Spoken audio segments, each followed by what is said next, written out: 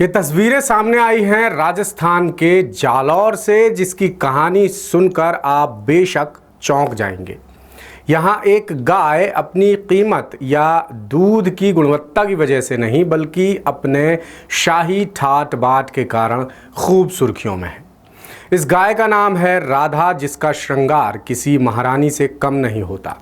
करीब 23.5 लाख रुपए कीमत के 10 किलोग्राम के चांदी के गहने, रेशमी चुनरी, सुबह शाम आरती और 1 करोड़ रुपए का निर्माणाधीन महल। आखिर क्यों मिल रहा है राधा को इतना खास सम्मान? ये गाय किस नस्ल की है और कौन सा परिवार इसकी इस कदर सेवा कर रहा है? देखिए जालौर से हमारे विशेष संवाददाता मुकेश सोनी की ये खास रिपोर्ट।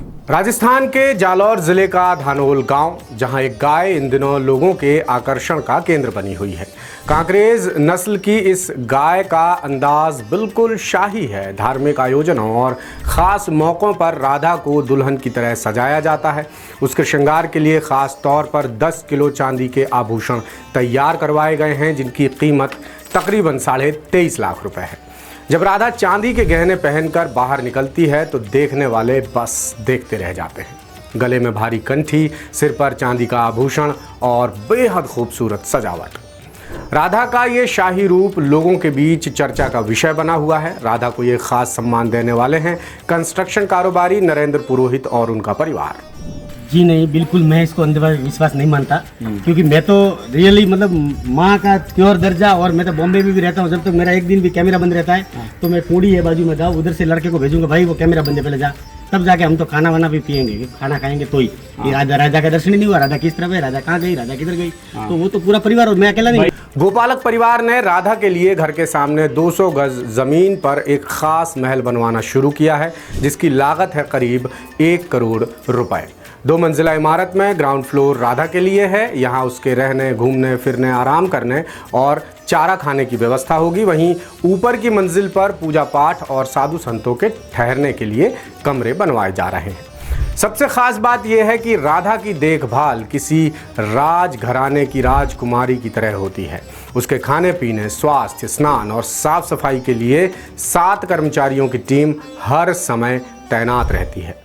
पुरोहित परिवार के पास करीब 25 गायें हैं, लेकिन राधा को परिवार में सबसे खास दर्जा मिला हुआ है। महीने में 4 बार आता हूँ घर पे, ठीक से मंथली 4 बार। उसमें बाकी दिन नहीं हो तो हम लोग वहाँ से कैमरे के माध्यम से दर्शन करके वहाँ करते हैं। बाकी यहाँ सुबह शाम आरती का समय है तो वो हम लोग फ़ोन करके उनको बताते हैं। वैसे उनको खुद को पता है कि सुबह उठ के क्या करना है। एक्टिविटी लाला राम करके देवासी है, वो बहुत अच्छा आदमी है, तो वो तुरंत उसको सबको पता है। और वर्षों से 20 साल से वो गोमाता का ही इसी कार्य में लगा हुआ है। तो 2 टाइम उसको लीला चारा देते हैं, 1 टाइम देते हैं सूखा चारा, और लड्डू उसको सुबह मिलते हैं डेली। अच्छा। हाँ, गोमाता के टोटल 8 से 10 किलो का आभूषण बने हुए हैं चांदी के, पैरों चांदी के।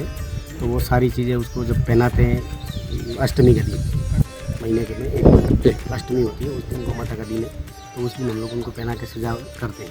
और मैं हर अष्टमी को यहाँ दर्शन करने के बाद पथमेड़ा जाता हूँ, सुरभि शक्तिपीठ में पथमेड़ा में जाके गोमाता का दर्शन करता हूँ हर अष्टमी को।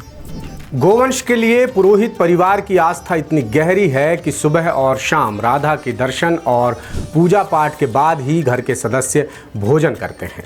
साल 2021 में राधा का धार्मिक रीति रिवाजों से नंदी के साथ प्रतीकात्मक विवाह भी कराया गया था। इस अनोखी शादी में पूरा गांव बाराती बना था। नरेंद्र पुरोहित बताते हैं कि साल 2019 में राधा उनके घर आई थी। इसके बाद उनके जीवन में कई सकारात्मक, दिव्य और भव्य बदलाव आए। वो इसे राधा का आशीर्वाद मानते हैं। हालांकि उनके परिवार में गोसेवा की परंपरा कई पीढ़ियों से चली आ रही है। राधा की कहानी सिर्फ शाही श्रृंगार और महल तक ही सीमित नहीं है, बल्कि ये कहानी आस्था, भावनाओं और गौ सेवा से जुड़ी हुई बताई जाती है। जालौर की राधा आज अपनी अनोखी पहचान के कारण पूरे देश में चर्चा का विषय बनी हुई है। इस बारे में आप क्या सोचते हैं? अपनी राय हमें कमेंट करके ज़रूर बताएं। लेटेस्ट, इन्वेस्टिगेटिव और इन डेप्थ खबरें देखने के लिए ज्वाइन कीजिए द सूत्र का व्हाट्सएप चैनल, सब्सक्राइब कीजिए यूट्यूब चैनल, लाइक कीजिए फेसबुक पेज और पढ़ते रहिए www.daसूत्र.com।